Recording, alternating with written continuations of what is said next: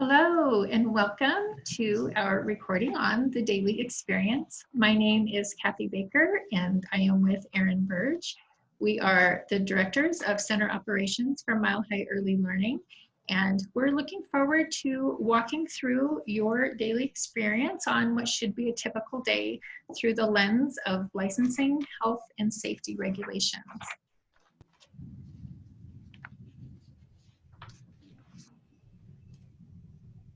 So in this session, we're going to review some specific licensing regulations and how they apply to each part of your day, looking at some of the common mistakes that are made, looking at your particular role in the classroom, and then we want to end with an opportunity for looking at what you have to choose from as a professional with Mile High Early Learning in the field of early childhood and how you can grow here. So how do you feel about licensing?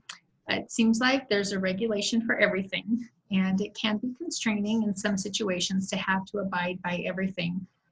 Please remember, though, that the overall purpose is, of course, to make sure classrooms are as safe as possible at all times, and that many of the newer regulations that are there, they were put in place because accidents or injuries have happened, and licensing wants us to prevent the same things happening with our own children. So the role of childcare licensing has shifted in recent years. It now includes more monitoring for quality as well as just compliance with health and safety issues. During inspections, they often teach us now and allow us to correct errors during the inspection instead of just being in a gotcha mode. These specialists respond very quickly when we reach out to them over the phone, over email, all throughout the year when we have questions. They really do want to partner with programs and to support them. So that said, these licensing reps will still cite us if we have violations. And of course, Mile High wants to have very clean reports and stay in the very best standing possible with them. Our jobs really do depend on it. And we really do want to do what's right to keep children safe every day. So please, if you see something, please say something. No one is perfect. No program runs perfectly. So we need to work together to stay in compliance in all things at all times. And if something doesn't make sense to you, please just ask the question. And if it is wrong, then that gives us the opportunity to fix it. So let's start by looking at some common mistakes that are made in classrooms. We're going to talk more about nap procedures in a few minutes, but for now, let's remember that futons and mats often move during use, and teachers must continue to monitor during rest periods that these remain far enough apart. And this has happened often. With COVID still an issue, we're encouraged to try to have 6 feet between them. So this is less apt to be a problem, but absolutely we're required to keep at least 2 feet apart at all times. Secondly, chokables are an item that would fit inside a choke tube, which you should have in your classroom, those little clear tubes. And those are designed because that means that anything that fits in there is small enough to possibly get lodged in the throat of a child under the age of 3. Sometimes when a toddler is getting close to their 3rd birthday, they spend time in the older preschool classroom to transition. And if they are there, because they are not yet 3, they are not allowed to have access to chokeable materials. So the teachers in this situation can either directly supervise that child right next to them the entire time they're in the classroom to make sure they don't touch the chokables, or else all of the chokeable items have to be put out of reach of children, which can be a real big process. But that is another issue that is a common mistake with licensing. It's something everyone in the classroom, on the teacher end, needs to be aware of. A third thing that sometimes happens as far as mistakes go are the outdoor play services. So they really do need to have 8 inches or more of loose fill material underneath all of the areas that are 18 inches high or more. So no matter how much we put down on a playground, it doesn't mean that there are certain areas that won't get worn down. And this is what we need teachers to really pay attention to. Certain areas are like the bottom of a slide or the bottom of a climbing thing. That's where feet typically scrape and rub, and that tends to go down, and teachers really need to monitor and reposition that, that surfacing if necessary. Next, let's talk about how children really do need to be signed in and out every day on that attendance sheet. We call it the BLS for breakfast, lunch, and snack recording, also on that same form. But the signatures from parents need to be in blue or black ink. During COVID restrictions right now, this whole form is being taken care of outside. These parents are not allowed in the classroom. And so FCAs and directors are monitoring that, but eventually that's going to come back into the classroom likely, and teachers will need to be reminded of doing that.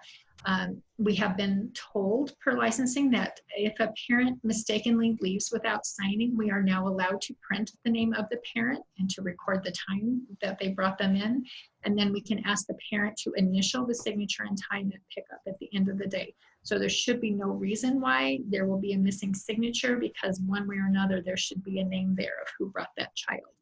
But this has been a common mistake over the years. Lastly, we really need to highlight that electrical outlets get used overnight by janitors and throughout the day by teachers, and there are times when they need to have the outlet covers put back in, and if not, then that is a serious licensing citation. Also, charger cords with nothing plugged into them on the other end are a huge hazard, because they're plugged into electricity on one side and then there's nothing around on this side, and so if a child touches it, it can harm them.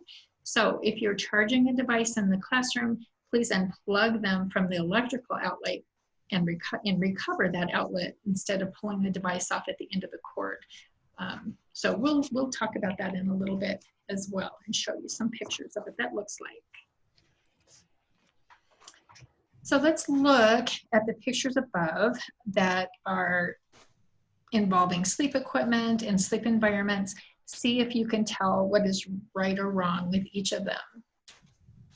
So let's start in the upper left corner. You should notice that the nap mats are stacked in a bathroom, and actually this is not okay. Nothing can be stored in the bathroom except an enclosed container. So theoretically, particles from the toilet when flushed can splash over and get onto the mat. So this is not considered healthy.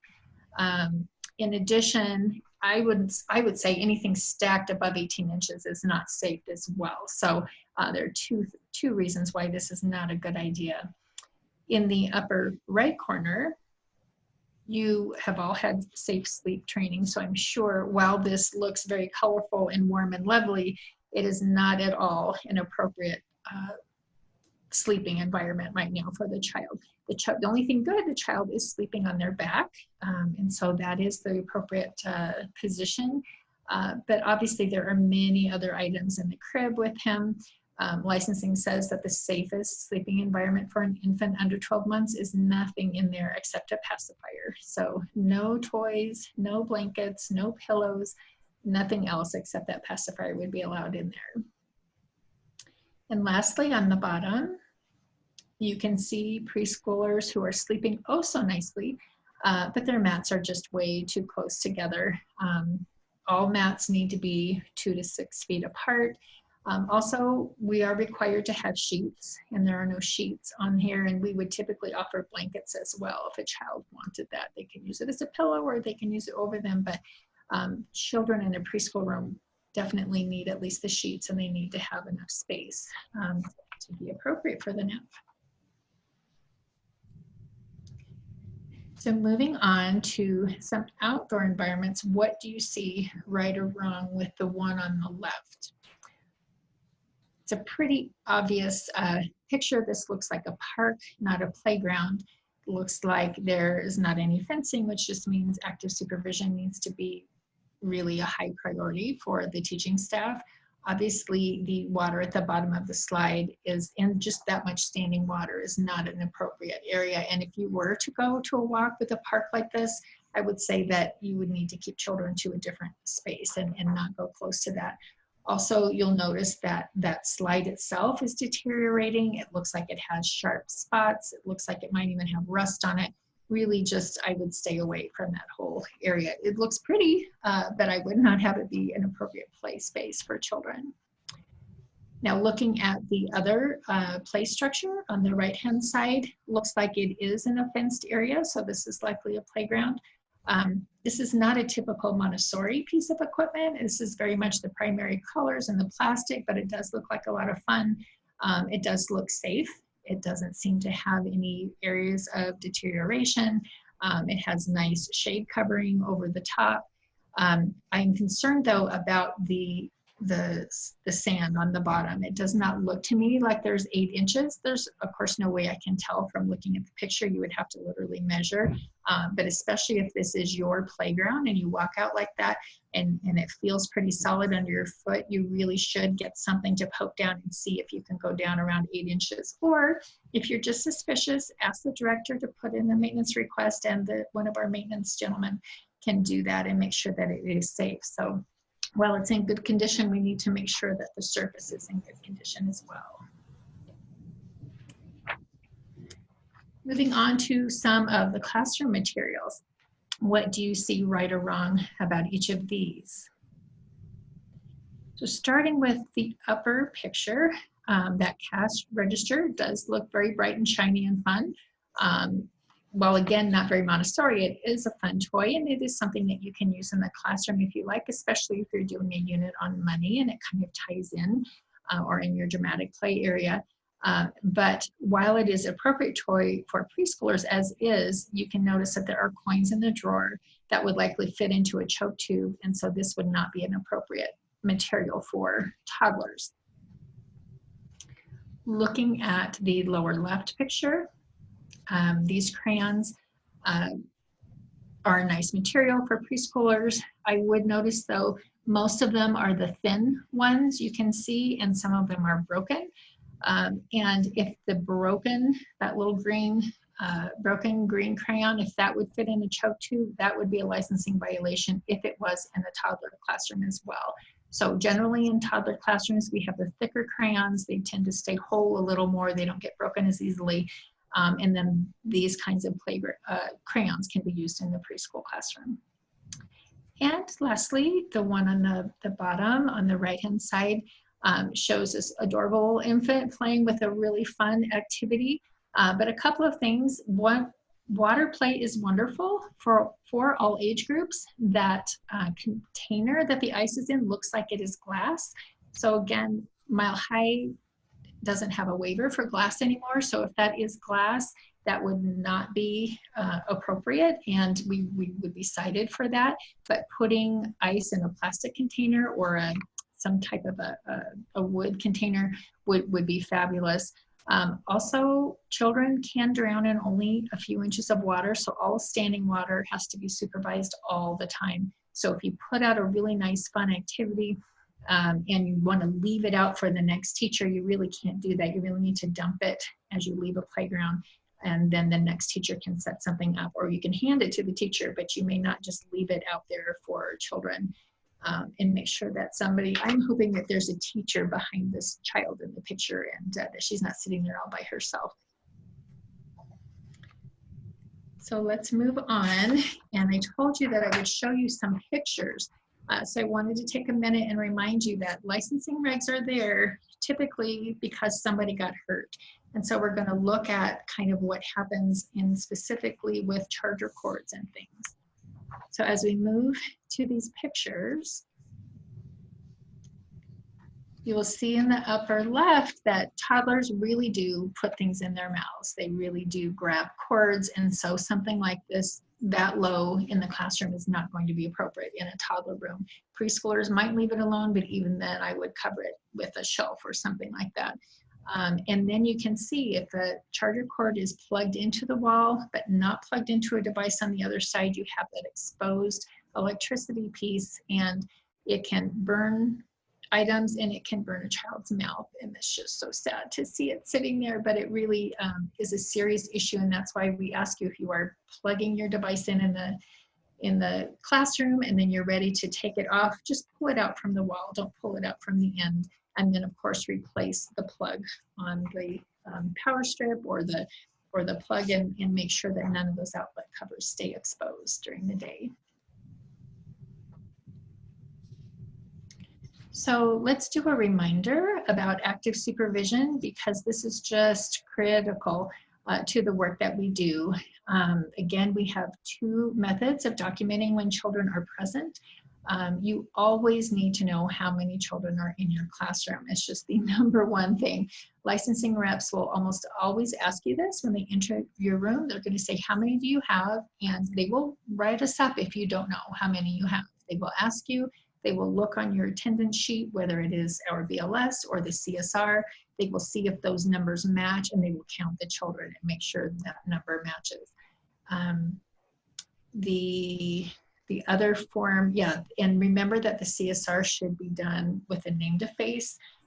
There are children who sometimes leave because the nurses are in, or they're taking speech therapy for a while. They leave the classroom and come back. You have to make sure that you have the right number of children recorded, because otherwise numbers can get off. So when you are doing that CSR throughout the day, make sure you're doing name to face as well as just the overall count. Also, if we could back up 1 minute, I almost forgot to mention, when you are outside, make sure that you are zoning well on that playground. Make sure that one of the teachers is at any high traffic or potentially dangerous area like a swing or a high slide. Make sure that teachers are at separate areas of the playground and not too close together where they can't monitor as completely. We want to be monitoring safe bodies, but we also want to be monitoring their language and hearing what they're talking about and making sure that that is staying appropriate as well. When you are in the classroom, you zone within the classroom, and you want to ideally have one teacher up monitoring the whole group and one teacher down leading activities, interacting with children. And then even if you flip back and forth, that they're generally speaking at most times a day, one teacher up and one teacher down. And that's just the general good active supervision practice. So moving on to napping. Again, this picture looks, we already talked about what's safe and not safe about it. However, wanted to make sure that everyone really does understand licensing regs when it comes down to how long do they need to stay on their mats, etc. The actual reg says we are required to provide a rest period with rest equipment for at least 30 minutes each day for all children remaining in the center longer than 5 hours. Quiet activities are permissible during this 30-minute period. Children must not be forced to sleep. Children who do not sleep after 30 minutes must be allowed to move to another area and be provided with quiet toys and equipment to play with, such as puzzles or books. Children must be allowed to leave their napping area within 10 minutes of waking. So if they never fall asleep, but it's been 30 minutes, they really need to be allowed to sit up and or leave the area, even better, and go to a table, a quiet area of the classroom, and then hopefully stay quiet and not wake up the others. But it's not considered appropriate to make them stay on their mats the entire time that their other friends are sleeping. Also, if they wake up an hour later and they are done, they need to be allowed to get up off that mat after 10 minutes. That's just seen as the max amount of appropriate time for them to have to stay there. Then when nap time is over, they can go back and pick up the sheets off their mats, and then of course those are washed once a week. And make sure that you sanitize each of those mats and dry them before you stack them and put them away for the next day.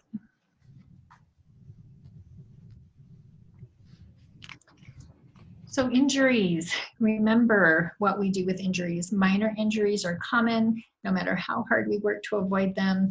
And when a child comes to the classroom each morning, you should do a brief safety check. Make sure to see if they have any signs of illness or injury.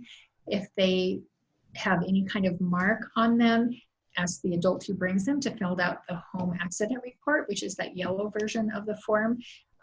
If something is not noticed until later in the day, do go ahead and ask the director of your FCA to contact the parent and say, hey, we noticed so-and-so was scratching and we looked under their shirt and there's a mark, whatever it is.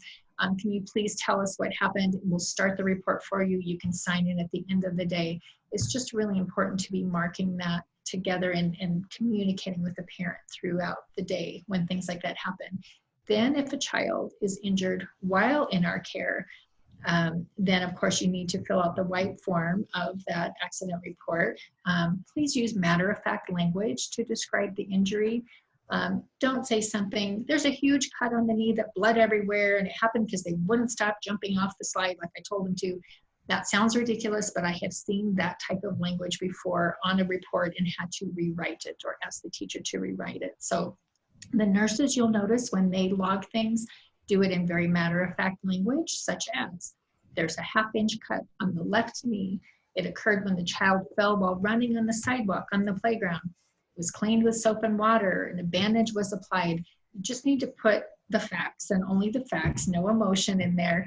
And then also remember to maintain confidentiality of the other child and not say, so-and-so pushed them, so-and-so bit them, but just say they were bitten by another child or whatever you need to write.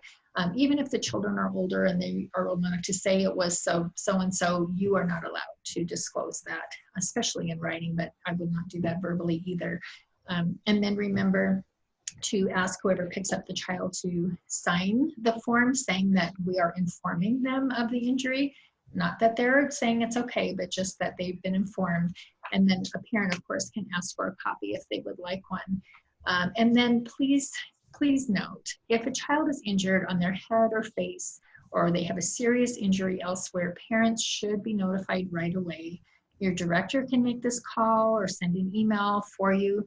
We don't want parents to be surprised by a significant injury at the end of the day, and certainly not on their face. We want to make sure they have the information in case what if their child fell and hit their head, but a neighbor picked them up, the neighbor forgot to mention it to them. This is really important info for that parent to have. So we want to make sure that we give it to the parent. We also want to give them the chance to call their doctor if they have a concern.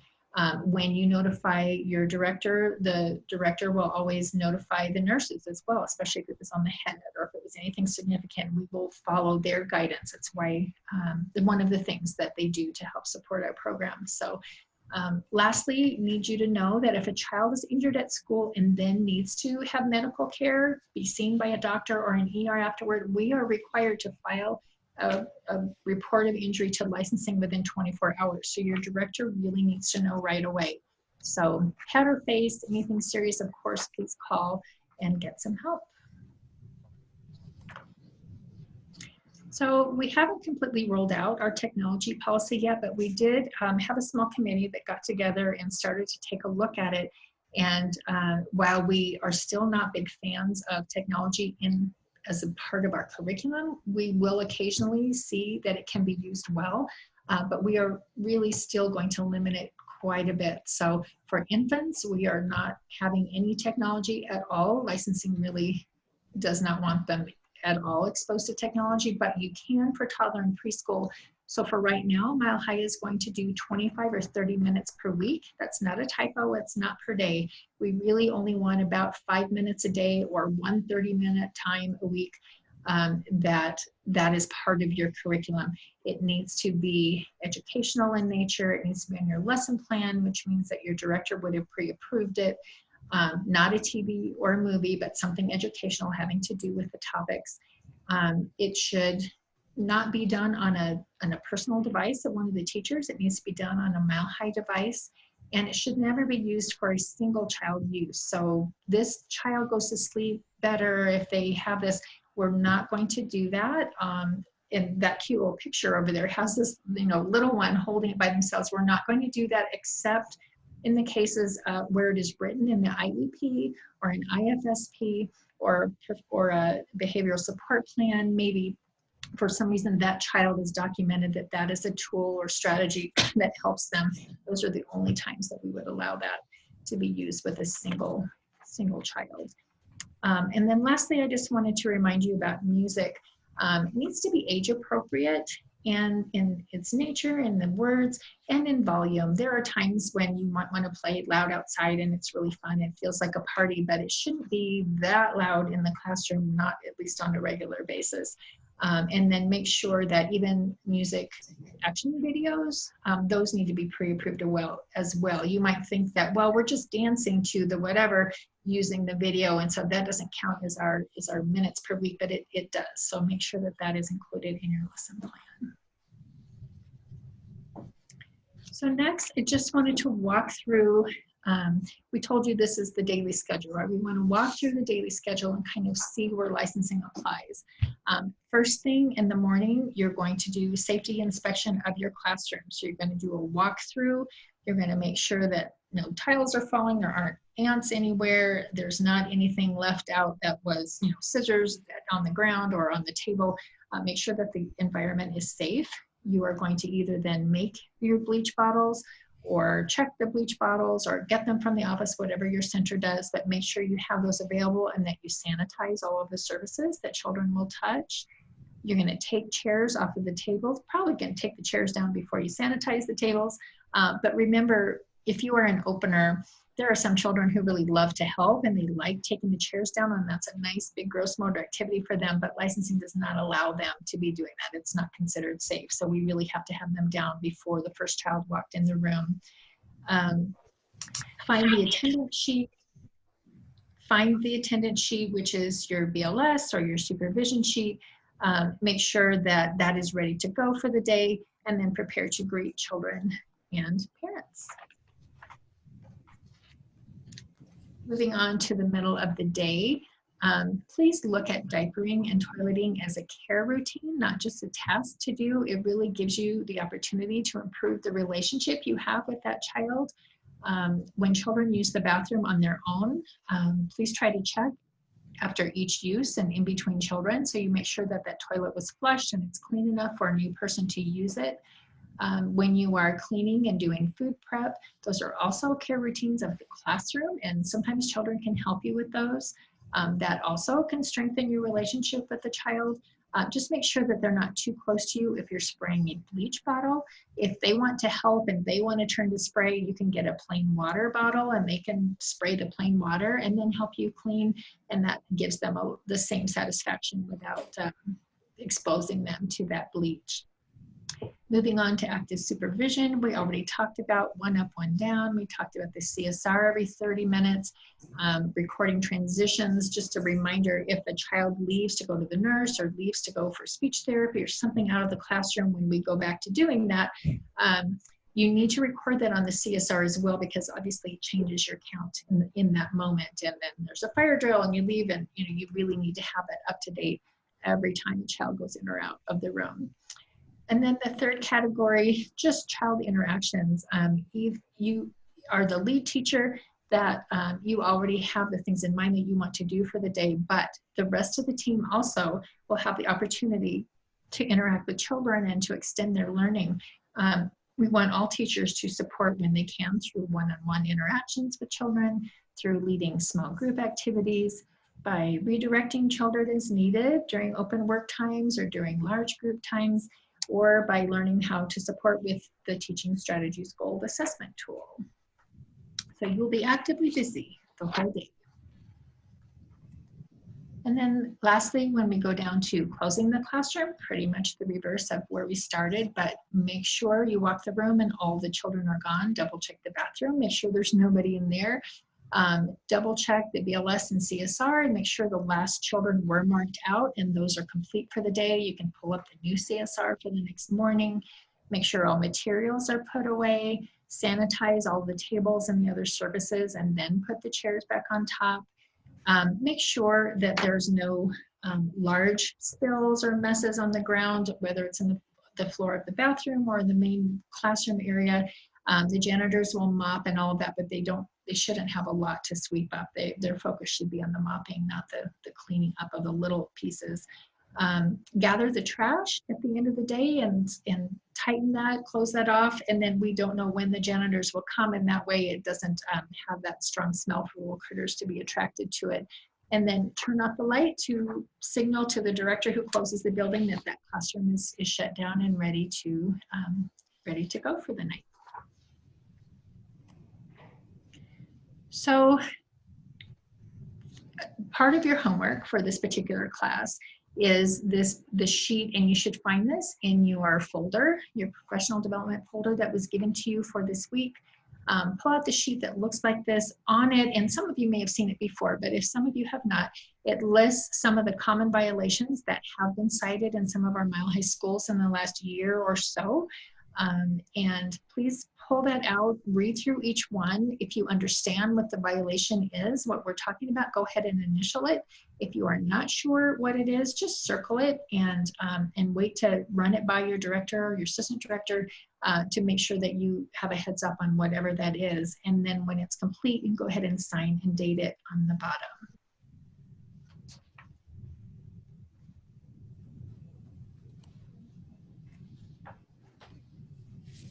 Hi, thank you. Welcome back from your break. Hopefully you had an opportunity to look at the licensing checklist and read through some of the items and sign off on them. And initially started a conversation with maybe your co-teachers and or your program director and assistant director if you needed more support with some of those items. We're going to move into the health and safety portion of our training. We will see several connections to health and safety in our classrooms. We will then move on to the professional growth section at the end of our presentation. The Colorado Department of Public Health and Environment governs the minimum health and sanitation requirements for the operation and maintenance of child care facilities. The rules and regulations in place are to protect the health of the children and the staff within our centers.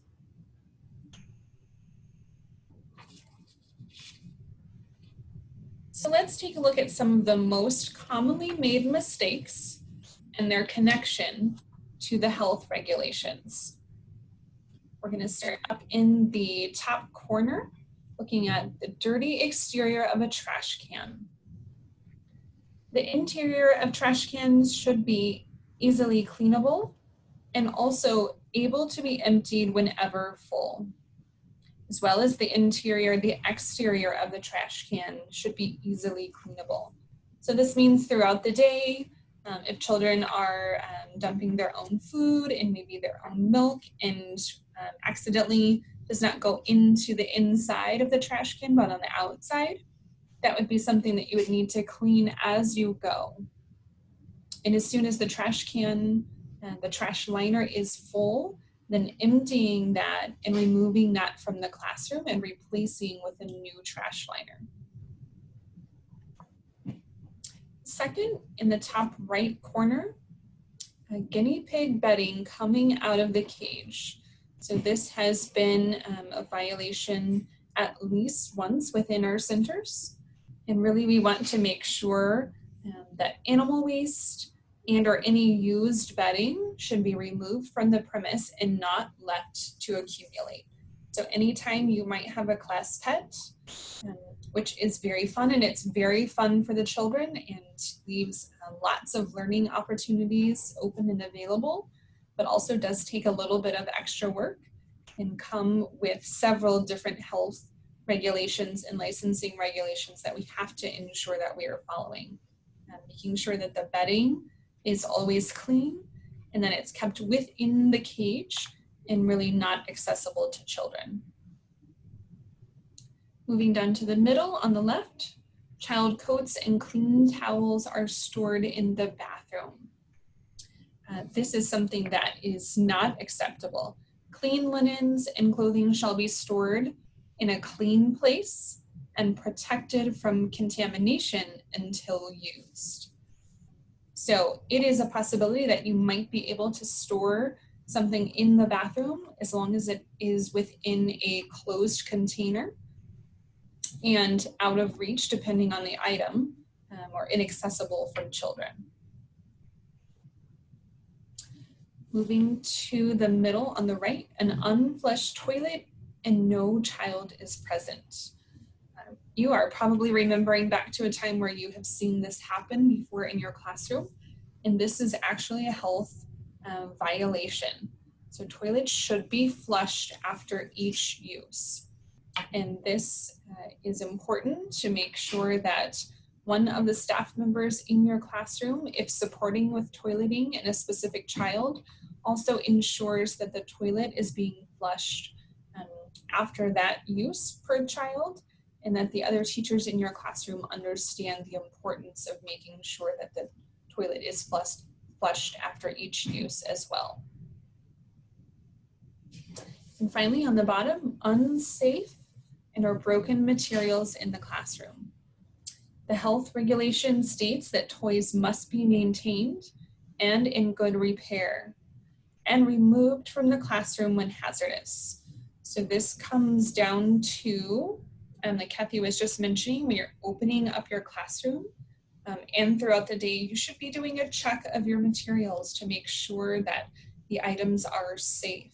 If you find something that has a sharp edge that looks like it's broken, or it's made of wood and it's starting to splinter, that is something that needs to be removed from the classroom. And then you can speak with your program director and or assistant director to replace the material.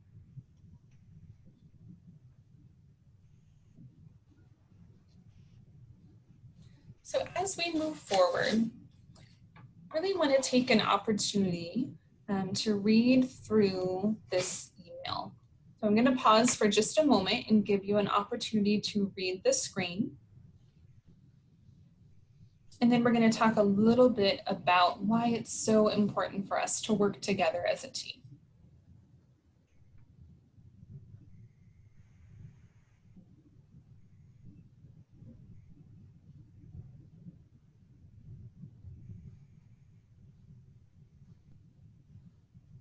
Thank you. If you have not had enough time to read through the screen, please go ahead and pause your video, continue to read the email, and then play when you're ready to move forward.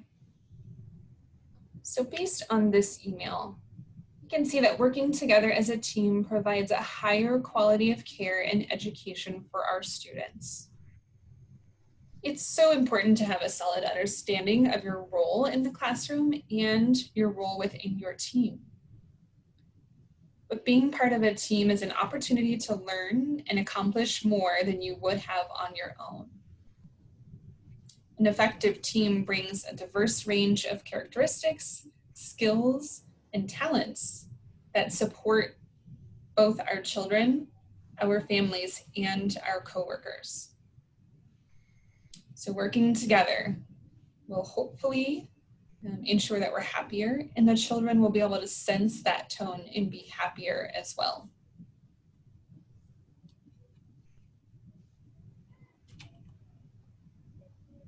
So we're going to take a few minutes to look over this supportive tool for role definition within your teams. In the previous slide, we talked about the importance of knowing what your role is and your role within the team. This document gives you an opportunity to work alongside your teammates and go through each part of the daily routine and identify a teacher and or teachers who might be responsible for those specific roles during the day. This sheet is an opportunity for you to work together as a team, and if you need additional support, you could invite your coach, your program director, and or assistant director to help facilitate this meeting with your team. So you can see from the screen that the form is very detailed and it goes through each specific time during the day. Really going through each time of the day and planning out in a detailed way who is responsible for what will help to initiate a successful and supportive team.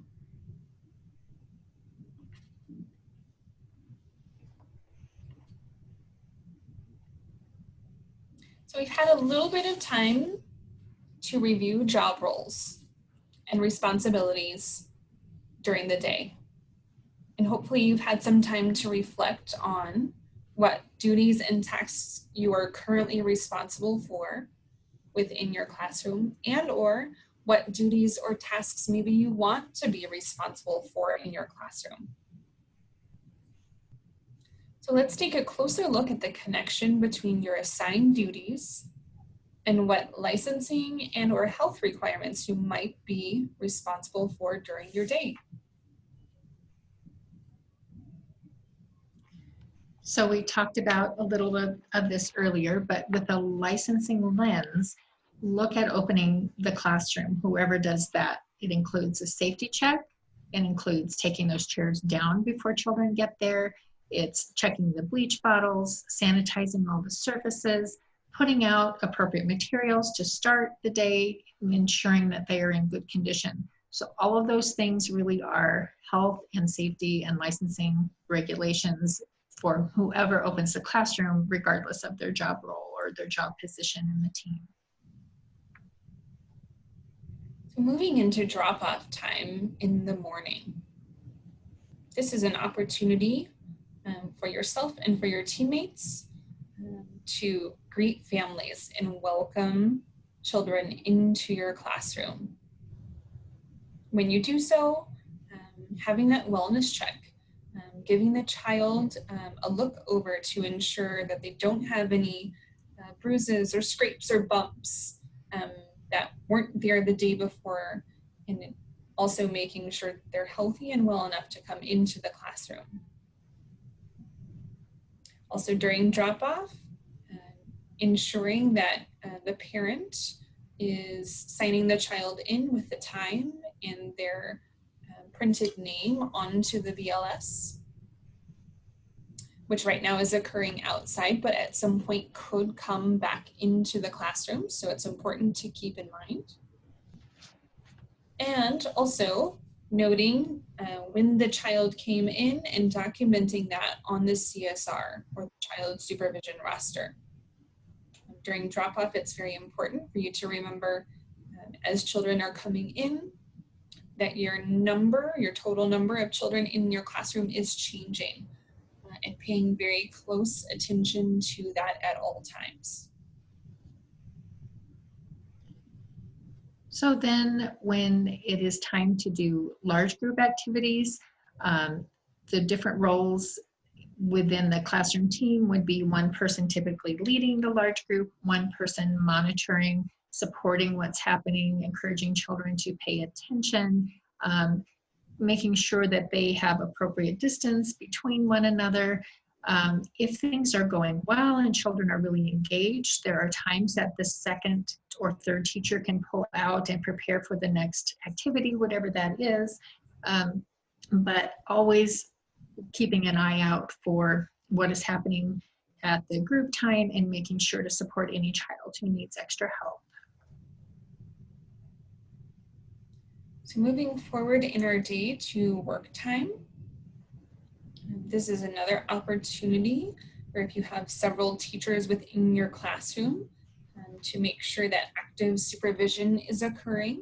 You have one teacher who's up and moving around the classroom, supporting children who might be in different centers, and one of the other staff members might be down with a small group or working in a center with several individual children. This is also a time where you have potentially a person who's paying a close attention to health and safety and is pulling any toys that might have been in a child's mouth out of the material rotation and setting them aside for sanitization and disinfecting later in the day. It's also important to continue to mark on your child supervision roster every 30 minutes as you're moving through work time, and doing that name to face check-in to ensure that every child in your classroom is accounted for on your CSR. So as long as weather is permitting, every class will have a chance to go outside in the morning and perhaps again in the afternoon. When you go outside, you are leaving obviously your classroom, and so you need to take that red emergency backpack with you. That red backpack should remain on a teacher when outside of the classroom. That's why it's a backpack, so it's easy to hang on to. You should take your CSR at least, and or BLS. If you have it with you in the classroom, take it with you so you have record of who you should have. And then really critical is you need to ensure that your name to face count is done before you move, and then keep count during, and then do your name to face again when you arrive at the outside playground. And make sure that you have all of the same children, that they all made it safely over there.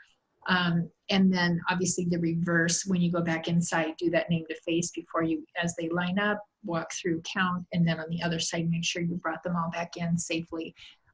You never know, there could be a parent that wants to pick up in the middle of a transition. You may have a speech therapist returning a child or wanting to take a child. Things like that can happen in the transition. It's really key that you keep track of exactly who you have, not just how many that you have. And then again, when you're on that playground, make sure that you are monitoring high danger areas, positioning your whole staff apart from one another, monitoring health, safety, and also conversations, and also enjoying that time with the children and extending their learning and developing your relationship with them. All right, so moving into lunch, this could also apply to breakfast and or snack.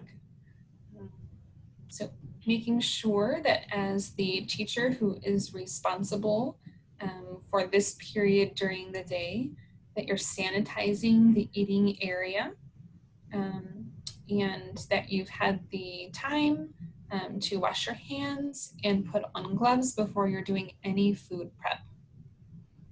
Also want to make sure that while you are preparing for lunch or breakfast or snack, that other teachers in the classroom are monitoring the children and really ensuring that they are washing their hands before they come over to the table to sit down to eat. Once children are at the table, teachers should be sitting with children to monitor for safety, as well as to monitor food intake. I think we've all had an experience where we had a child who was very hungry and put lots of food into their mouth at one time, in which of course that could be a choking hazard. And so it's extremely imperative that teachers are within close proximity at the tables while children are eating to ensure safety. Teachers are also there at the table to really monitor that children are keeping their hands on their own food and not touching their friends' food, as well as monitoring for any food allergies. So any child that may have maybe a milk or dairy intolerance, or potentially is allergic to a very specific piece of fruit, that when the food and the milk comes into the classroom, you're double checking the individual plate and the milk for that child, and then really doing a double, triple check when you put the plated food and the milk down in front of the child to ensure you're giving it to the right person. During this period, you also want to make sure that you're marking your BLS for children who have eaten breakfast, lunch, or snack. Right now, during COVID, the BLSs are not within the classroom, so many teachers are marking these at the end of the day, which has been approved and is okay to continue to do until we are otherwise notified.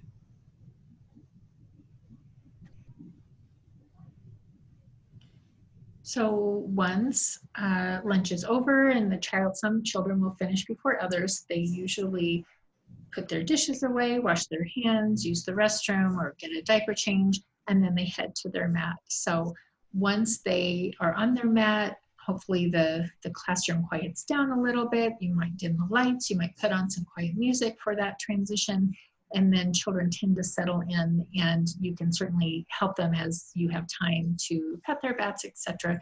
Help them to rest and hopefully fall asleep if they seem to need that. If all of the children are calm and sleeping, that's a wonderful time for lead teachers to do some lesson planning or some preparation for assessments. But those that are not doing that, that's also a really good time to pick one set of the classroom to clean, to declutter. You know, if you're cleaning one section of the classroom every day, then by the end of the week, you know, most all of the shelves have been really thoroughly cleaned and everything stays in really nice condition. If children do not fall asleep after 30 minutes of rest time, then you would have to divert your attention from those things and instead kind of monitor them, help them to stay quiet and work with other activities while they wait for their other friends to wake up. Once all the children are up, then anybody awake should go back to their mat, clean up their sheet and their blanket, put it in their cubby, and then bring the mat to you for you to sanitize and wipe down before you store it for the next day. Okay, moving closer to the end of the day at pickup time. This is also another opportunity for the teachers within the room to have some very specific roles and responsibilities. All teachers will need to be focused on active supervision and knowing who is still within your classroom and making sure that that number and the names are accounted for on the child supervision roster. The teacher who is actively marking on the CSR will continue to do so while another staff member within the classroom is focused on supervision of children, as they might still be working with materials or playing in centers at that time. At pickup also, it's important to know that you may have somebody coming to pick up a child whom you have not met before. Within your red emergency backpack, you have the emergency contact sheets for each child that's enrolled in your classroom. If you have a person who is coming to pick up whom you have not met, you will need to pull out the emergency contact for that child and scroll down to the bottom of the page and see if the person who is picking up, if their name is listed on the emergency contact sheet. If it is, and you're able to check their ID, then the child may leave with that person. If the person's name is not on the emergency contact form, you will need to reach out to your program director, assistant director, or FCA to help support in that case. The child may not leave with the person picking up if they are not on the emergency contact list. And finally, at the end of the day, we are going to put all the chairs back up for cleaning, disinfect all of the toys and all of the surfaces. Once the children are gone, you can actually take out that disinfectant spray bottle and just spray everything. It will have time to dry, and that's considered appropriate. Even though children will touch that the next day, there will have been enough time. Please double check the bathrooms, make sure no one is in there because that's they could hide in there if the door is closed, so make sure you check that. Complete the BLS and the CSR for the day. Make sure that every last child's end time was marked. Put down the CSR from that day and pull out a fresh one for the new day. Sweep or pick up any major spills from the floor, whether it's in the bathroom or the main classroom. You want to make sure that the janitors have a nice surface with which to spend their time mopping. And then go ahead and tie up the trash from all of the rooms. That minimizes the smell and minimizes the attraction of critters who might come before the janitors come. Sometimes they come in the middle of the night, so we want to take care of that. And at some centers, you actually even take that to a different location. Then flip up the light, which helps the director know that that room is closed for the day and ready for closing. Thank you, Kathy. As you can see, as we've had an opportunity to work through the daily schedule, there are many, many tasks. And while Kathy and I had the opportunity to go through the majority of them, the list is extensive, and yet we were unable to catch probably every single thing that could possibly occur during each one of these times. We encourage you to go back to the supportive tool and really look and take an opportunity to work through your classroom roles and responsibilities with your team to ensure that each part throughout the day is covered and you know what duties you are responsible for during that time.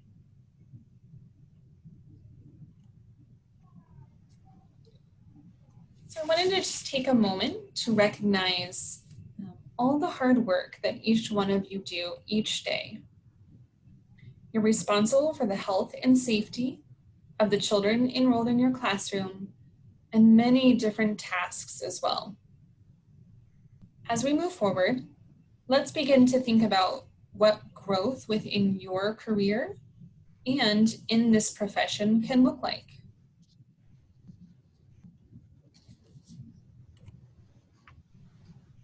So we wanted to start by giving you a little bit more information about Mile High Early Learning as an organization. If you have an opportunity, please visit the website as it provides some insight into who we are, who we serve, and what we value. In a nutshell, we like to tell people that our work is providing a quality educational experience. It's inspired by the Montessori approach, and we're serving Denver's most vulnerable children. Our mission is really to enable all children to succeed in school by providing resources and education to inspire a lifetime of learning and self-sufficiency. So when you look at both of these statements, they're able to describe how we give our highest priority to children who have the highest number of risk factors and who need us the most. Because of this, we serve many children who need extra supports in the classroom as well. Sometimes this can be challenging and mean that we have to support and training all of our teachers who are in the front lines each and every day, and really make sure that we're giving them the tools they need to be able to respond in the classroom, and that they understand that there are supports in place through their classroom teammates, their education coach, and their program director and assistant director. In addition, Mile High has a vision for equity, which is that children, families, and staff of all racial, cultural, economic, and social backgrounds are joyfully welcomed into a learning community that prioritizes equity and finds strength in diversity. So we have been talking about race and equity for a number of years now, and continue to do our best to be part of the solution in making our community one that feels safe for everyone and truly celebrates all kinds of diversity. Mile High asks all of us who work within the organization to represent the organization and upholding this vision.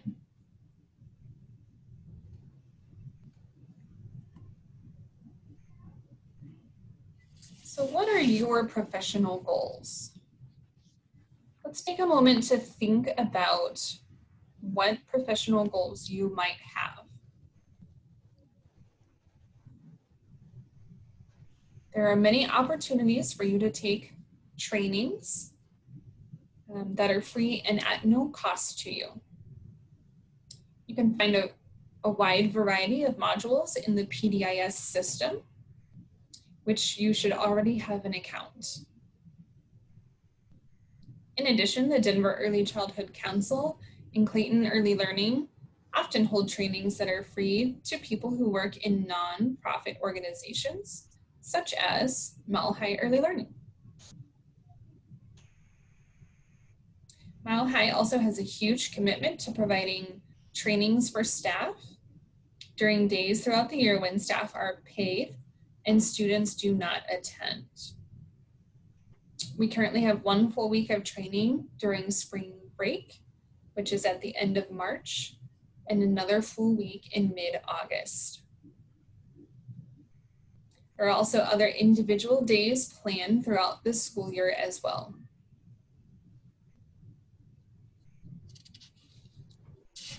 The next slide that we're about to move to is going to give you some information on larger opportunities for training through Mile High.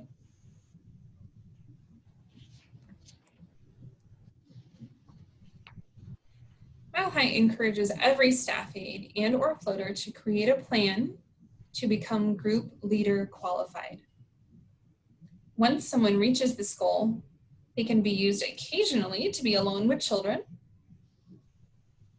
They will also likely receive a pay raise, and it may qualify for other positions within Mile High. Our website currently gives details about educational opportunities for staff, which include a gold medal rated CDA program that is free to Mile High staff who have been working within the organization for 6 months or more. This is really one of the fastest ways to become group leader qualified. All costs are also paid by Mile High, and the staff are paid for their time to attend these classes. Mile High also recently started a partnership that is helping a few staff to complete their BA in Human Development. This is currently too new of a program to be on the website, but it's just another example of the wide opportunities that Mile High has to be able to offer staff. Mile High also has a partnership with the University of Colorado at Denver to support staff in completing a master's degree in human development, with an emphasis in either leadership or family engagement. Mile High typically asks staff to commit to remaining employed with the organization for 1 to 2 years after completion of these programs. We also ask staff to set personal and professional development goals each year and ask that supervisors support their staff in meeting these goals and or moving to other positions within the organization to best suit your needs. Hopefully you've had some time to do a little bit of reflecting on your own personal and professional goals. If you have seen anything within this presentation that has piqued your interest, please don't hesitate to reach out to your program director and or Kathy or myself or Michaela Martinez for additional information.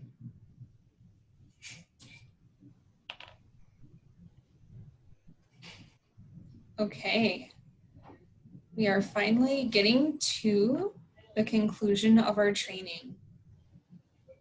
As you can see here, there are 3 different scenarios listed on this slide.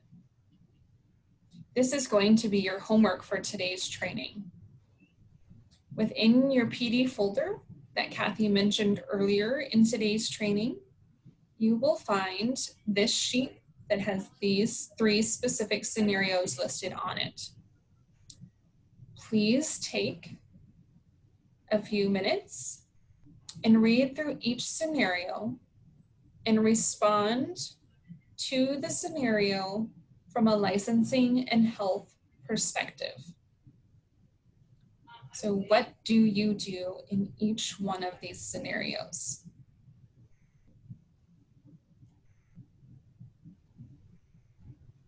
We want to thank you for joining us today, and we appreciate your time. And if you have any questions, you may feel free to write them down on your homework sheet, as those will get turned in to Kathy and myself. And or we encourage you to reach out to your program director and ask questions directly related to your classroom and to your center, to someone who knows your center the best. So thank you so much for your time, and we hope you have a wonderful day. Bye.